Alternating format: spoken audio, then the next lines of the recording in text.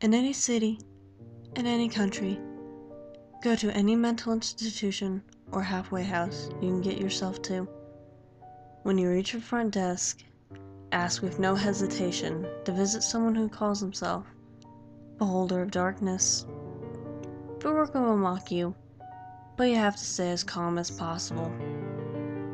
Keep asking him until he stops denying and withdraws from his counter to guide you through the corridors. As his behavior changes radically, stay on your guard. For if you start hearing one single tiny sinister hiss, you should turn around and flee as far as you can, covering your ears, because the time was bad. If you do not escape in time, the faint sound will turn into a dreadful growling that will soon merge into a continuous shriek of sheer pain until madness floods you and leaves you to die in a deafening agony. If the warden remains silent, he will lead you to a closed door with neither handles nor lock. As he pushes it open effortlessly, you will see an ascending, winding staircase which can't possibly lead to any upper floor of the establishment. The door will close behind you, and you will not be able to push it back.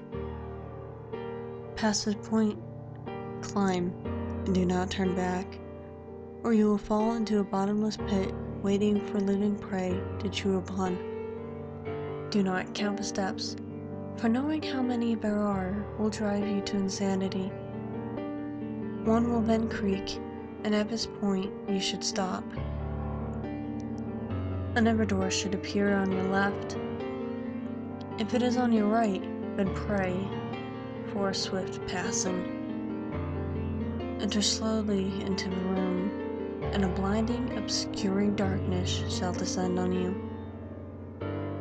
You will be required to walk straight forward, for straying even slightly will lead you to be devoured by the roaming and unknown creatures observing you with blinded and purulent eyes. You will know you have arrived when the coldness grips you. At that very moment, freeze, or you will die by the hands of a holder who is standing right in front of you. In complete darkness, even closing your eyes will not prevent you from his horrid appearance. It will form into your mind as the most outrageous monster ever conceived, and madness will try to creep into your brain as worms over a decayed corpse. His fulminating breath and constant mumbling would be enough to make you cry. But be advised not to utter anything louder than a weeping, for you might wake what must not be awakened. The only question you will be able to whisper without being torn apart will be, what do they fear? You will feel movements all around you, as shudders animate your opponents. You will hear what nameless and incurable diseases will strike the world if they were to be frightened.